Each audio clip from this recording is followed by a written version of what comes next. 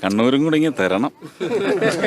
കണ്ട കോർപ്പറേറ്റുകളുടെ കാശും വാങ്ങി നിറങ്ങി നക്കി അവരുടെ ബിനാമിയായി നടക്കുന്ന നിങ്ങൾക്ക് ആ പേര് ചേരൂ, എനിക്ക് ആ പേര് ചേരില്ല.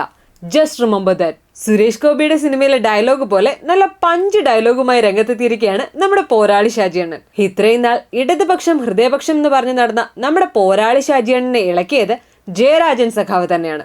തെരഞ്ഞെടുപ്പ് തോൽവിയിൽ നിന്ന് പഠിക്കേണ്ട പാഠം സൈബർ പോരാളികളെ കണ്ണു അടച്ച് വിശ്വസിക്കരുത് എന്നതാണെന്ന് അദ്ദേഹത്തിന്റെ കണ്ടെത്തലാണ് ഇതിനെല്ലാം വഴിവെച്ചത്. അതോടെ അത്രയും നാൾ അടക്കി വെച്ചിരുന്ന അമർഷമെല്ലാം പുറത്തെടുത്ത പിന്നെ പോരാളി ഷാജിയണ്ണൻ ഫേസ്ബുക്ക് പോസ്റ്റിലൂടെ ഉറഞ്ഞു തുള്ളുകയല്ലായിരുന്നോ? അതോടെ രക്ഷിക്കാനെത്തി ഒടുവിൽ മുഖ്യനെയും പാർട്ടിയെയും ഒക്കെ തീക്കുണ്ടത്തിലേക്കല്ലേ തള്ളിയിട്ടിട്ട് പോയത് അദ്ദേഹം. അല്ലെങ്കിൽ ഗതികേട് കൂട്ടത്തോടെ വന്നിരിക്കുക. പാർട്ടിയിൽ നിന്നും മുന്നണിയിൽ നിന്നും പ്രതിപക്ഷത്തു നിന്നും വീട്ടിൽ നിന്നും നാട്ടിൽ നിന്നും എല്ലാവരും കൂടെ എടുത്തിട്ട് അലക്കല്ലേ. അപ്പോൾ ആകെ കൂടെ ഉണ്ടായിരുന്ന സൈബർ സഖാക്കളെ കൂടി തിരിച്ചപ്പോൾ തൃപ്തിയായല്ലോ നിനക്ക് എന്ന അവസ്ഥയിലാണ് സത്യത്തിൽ ഇപ്പം നമ്മുടെ മുഖ്യൻ. അതിനിടെ നിയമസഭയ്ക്കുള്ളിൽ വരെ കളിയാക്കൽ തുടങ്ങിയിട്ടുണ്ടത്രേ. അത് നമുക്ക് നഷ്ടപ്പെടുന്ന നിലയിലേക്ക് കേരള രാഷ്ട്രീയം പോകരുത്. അതാണ് ഈ തെരഞ്ഞെടുപ്പ് നൽകുന്ന ചില അപകടകരമായ സൂചനകൾ. നമ്മൾ പരസ്പരം ആക്രമിക്കുകയും പ്രതിരോധിക്കുകയും ചെയ്യുന്നതിൻ്റെ ഇടയിൽ ആ അപകടകരമായ സൂചനകൾ കാണാതെ പോകരുത്. സർ, ഈ തെരഞ്ഞെടുപ്പിൽ ഉണ്ടായത് യഥാർത്ഥത്തിൽ CPM എന്നുള്ള രാഷ്ട്രീയ പാർട്ടിക്കുണ്ടായ ഒരു ജീർണതയും ഒരു ഡീജനറേഷനും ഈ വോട്ടിങ്ങിൽ പ്രതിഫലിച്ചിട്ടുണ്ട്. നിങ്ങൾ വേറെ എങ്ങും പോകണ്ട.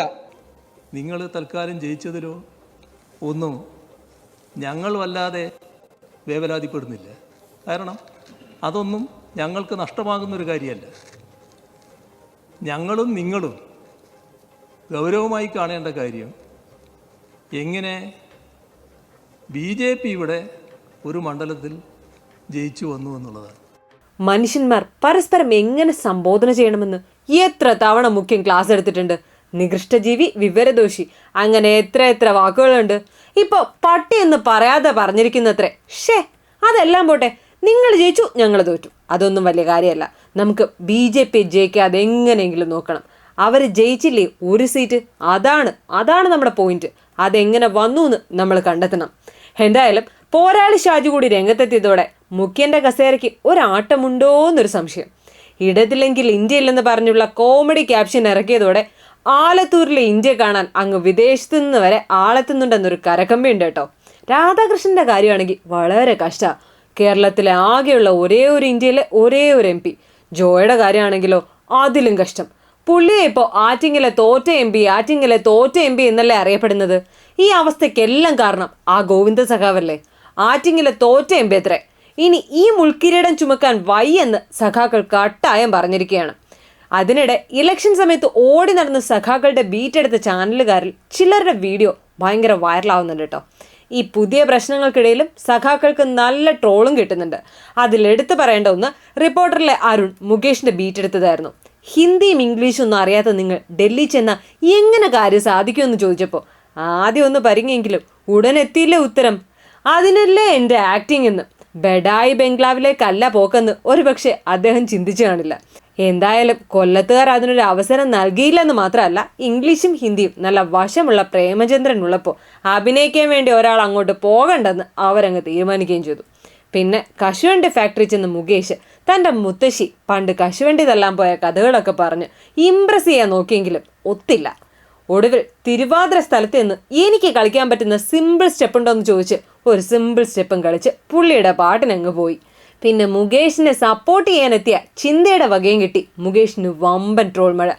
എന്നാലും ജയിക്കുമെന്നുറച്ച് വിശ്വസിച്ചിരുന്ന മുകേഷ് ഒടുവിൽ ഫലം വന്നപ്പോൾ ആ സത്യം മനസ്സിലാക്കി.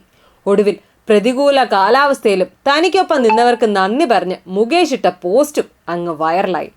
പിണറായിയുടെ കയ്യും പിടിച്ചു നിൽക്കുന്ന ഒരു ഫോട്ടോ കൂടിയുള്ള പോസ്റ്റായിരുന്നു അത്.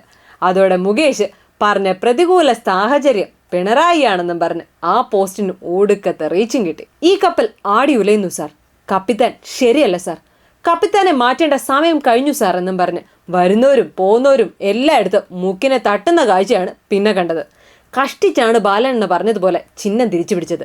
ഇനി റിസ്ക് എടുക്കാൻ പറ്റില്ല. പോരായ്മ പഠിച്ച് തിരുത്തുമെന്ന് മുഖ്യനും ഗോവിന്ദമാഷും പറഞ്ഞത് കേട്ട് തങ്ങൾ കണ്ടെത്തിയ പ്രധാന പോരായ്മ എന്തെന്ന് വ്യക്തമാക്കിയിരിക്കുകയാണ് CPI. ഒന്ന് രാജിവെക്കൂ പ്ലീസ്, ഒന്ന് പുറത്തു പോകുമോ എന്ന് വ്യക്തവും സ്പഷ്ടവുമായി തന്നെ അങ്ങ് തുറന്നു പറഞ്ഞു. എന്നാ ഇല്ല, ഞാൻ രാജിവെക്കൂല, എന്റെ കസേര ഞാൻ വിട്ടുതരില്ലെന്ന് പറഞ്ഞു കസേരയിൽ ഉടുമ്പിനെ പോലെ പിടിച്ചിരിക്കുകയല്ലേ നമ്മുടെ മുഖ്യൻ.